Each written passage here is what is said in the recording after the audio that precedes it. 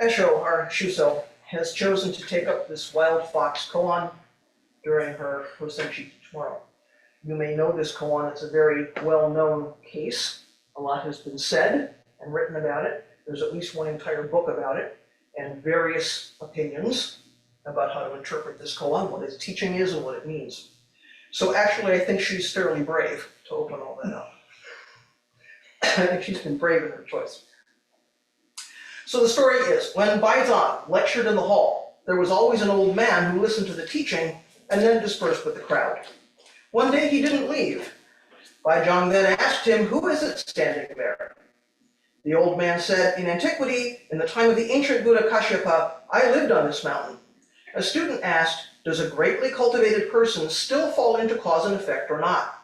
I answered him, "He does not fall into cause and effect, and I fell into a wild fox body for 500 lives. Now I ask the teacher to turn a word in my behalf." Baizhang said, "He is not blind to cause and effect." The old man was greatly enlightened by these words. Well, this isn't the entire story. This section is what we're dealing with this weekend. So before we consider this particular case, we need to understand what koans are about in our practice. We might think of them when we encounter them as puzzles that we need to solve with a right answer, and of course that's not it. They're aimed at the same thing that our zazen is aimed at, which is deeply understanding that all of our thinking is fabrication, as Uchiyama Roshi likes to remind us, right? All thinking is fabrication. So another way to consider that is, our thinking gives us a sort of model of reality, but not reality itself. So when we hear a story like the Wild Fox koans, our brains immediately cast it as a paradox, or as a set of contradictions. Why was the old man condemned to 500 lives as a fox for saying that a cultivated person does not fall into cause and effect, but he was enlightened by hearing that a cultivated person does not ignore or obscure cause and effect?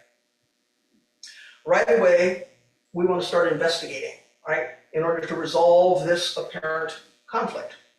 But what if the conflict itself is actually a fabrication or an incorrect model of reality? What if there is really nothing to solve? So this koan takes up the theme of cause and effect, which is a very important theme for Dogen and for Buddhism in general. After all, this is what Shakyamuni awakened to under the Bodhi tree, right? Suffering has a cause. If we deal with the cause, then the effect does not arise. So ignorance leads to karma and the results of karma. So again, if we deal with the cause, then the effect does not arise.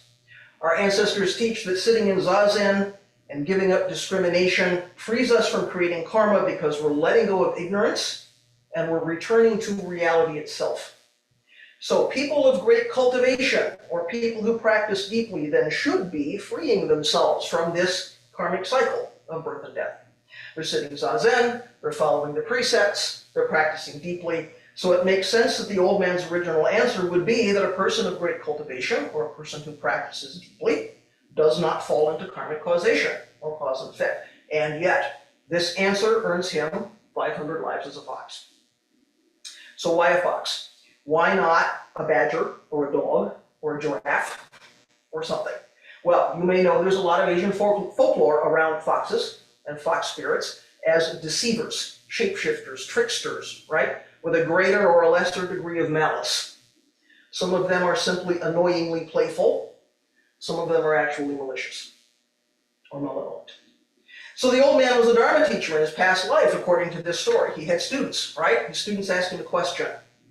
If his answer was wrong, then he was deceiving his students, not only about the dharma, but about his own awakening. So, it's as though he's saying, I'm enlightened and therefore I'm beyond karmic causality, and thus he continues as a fox. So the fox is an indication of some kind of illusion. Some kind of fabrication is happening here. He's imitating someone who is awakened, or he's embodying his idea of somebody who is awakened. But when the current teacher says that a greatly cultivated person does not ignore or does not obscure causality, suddenly the old man is liberated. So it's not possible for anyone to be outside of karma, to be outside of cause and effect. Even Shakyamuni had to continue to live out his karmic life for something like until he was 80 years old, even after his own awakening under the Bodhi tree. So somehow these two things exist in reality at the same time. And we can't separate the cause and effect we experience as karmic beings from the completely interpenetrated cause and effect that is the total dynamic functioning of this universe, doing what this universe does. So our brains encounter this, and our brains think we have a problem. Either we take a literal view, and we say, well, it's possible to free ourselves from cause and effect through our practice. Or we take this view of non-duality that says affirming and denying cause and effect are the same thing. There's no difference. So when the fox spirit is released, or when we see through this delusion or fabrication of duality, then we and the old man are liberated. Until that time, deception goes on. Deception continues. And we can't easily hold both of those views at the same time, even though they actually exist together. So it's particularly interesting that Dogen Zenji was of two minds about this koan. He wrote about it in two fascicles of the Shogo Genzo. In Daishu Gyo, a great practice, which is in the 75 fascicle version, and in Jinshin Inga, or Deep Faith in Cause and Effect, which is in the 12 fascicle version. So in Daishu Gyo, he says, not falling into cause and effect is to deny cause and effect, and that not ignoring or obscuring cause and effect is deep faith in cause and effect. Got it? That's a lot of words. So, not falling into cause and effect is to deny cause and effect, and not ignoring or obscuring cause and effect is deep faith in cause and effect. So, he says these things, but he also says these two statements are not really different. These two statements are the same, and they're both okay, because karmic hindrance is ultimately empty. So affirming and denying causality is the same thing. But in Jinshin Inga, he says something else. He changes his mind. He says that indeed not ignoring cause and effect is deep faith in cause and effect. That's the same. But he negates the idea that not falling into cause and effect is the same as denying cause and effect. He says they're not the same thing, and they actually contradict each other. So there is not falling into causality, there is not denying causality, and there is not ignoring causality, and all of these are distinct but not separate. So they exist as individual choices for us, but they're also empty of any fixed self-nature. So no fabrication, no mental model is going to give us an accurate view of these three things. Of course, we have to be careful about using emptiness to try to forget about our karma altogether. There's no escape. So Dogen says, not practicing because you believe karmic hindrance is empty is a big problem. A wild fox does whatever it wants, right? Doesn't care what happens as a result, maybe because it thinks that all these karmic hindrances are empty and don't matter. But going around creating whatever karma you want because you think it's empty means not only are you perhaps perpetuating suffering, but you yourself will never wake up. You will never be liberated from delusion because you continue to keep blindly creating this karma. And if no one ever woke up, there would never be any Buddhas. So clearly, this is not a viable path. Landing on the side of affirming cause and effect is not optimal. Landing on the side of denying cause and effect is also not optimal. And again, our brains think we have a two-option problem. Is there a difference or not? Are these opposites or not? How do these two points of view coexist in the same reality? How can we practice liberating ourselves from delusion and harmful karma when delusion and harmful karma are themselves ultimately empty? So Esho's given a series of talks over her shuso term here about the self. So during the ango, we've been hearing from her about the various aspects of the self. And we end her term as shuso by considering this particular koan. So Dogen says the law of causality is clear and selfless. Causality doesn't care what the heck we think about it. It just does what it does. So awakening is seeing the emptiness or selflessness of karma.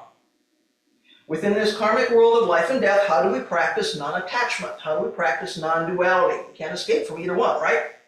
And yet in this story, the old man escapes his harmful karma on hearing this teacher say that the greatly cultivated person does not ignore harmful karma. We have to hold both the karmic world and non-duality at the same time. Just as the fox body holds both the deceiver, the trickster, the shapeshifter, and Buddha. The fox says he's free from limitations. If that's true, he's a Buddha. And he's reminding us to stop grasping, stop getting stuck. The fox is a deluded villain, and he's also an awakened being. So, can you see him with both wisdom and compassion? Don't just feel sorry for him. Don't just be impressed with his ability to weasel out of the consequences of his answer. Who is it standing there? There's a line in the verse that says, the spirit songs and shrine dances spontaneously form a harmony. It's not uncommon, you may know, to find a fox shrine at a Buddhist temple, at an Ari shrine. In non-Buddhist folklore, the fox is a messenger of the gods. So, we're afraid of the fox. The fox is also a protector. We venerate powerful teachers who can release a fox spirit or exercise a fox spirit. We also admire the fox for its ability to shapeshift. So somehow all of these foxes are living in harmony and without effort because they function together seamlessly within this one unified reality. Does the fox represent not falling into cause and effect? Or does he represent attachment to one side or the other? Good or bad? Who's to say? If you don't obscure cause and effect, do you need to decide? Meet the fox and say a turning word and see what happens. It's twilight, fox is at the gate. Do you go with him or not? If you don't go play with him, he'll play a trick on you.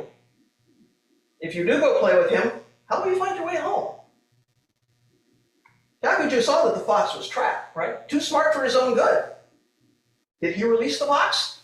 And was that compassionate? Did the fox release himself? And was that wise? If you deny the trap, you remain trapped. If you affirm the trap, you remain trapped. Use the trap to free yourself.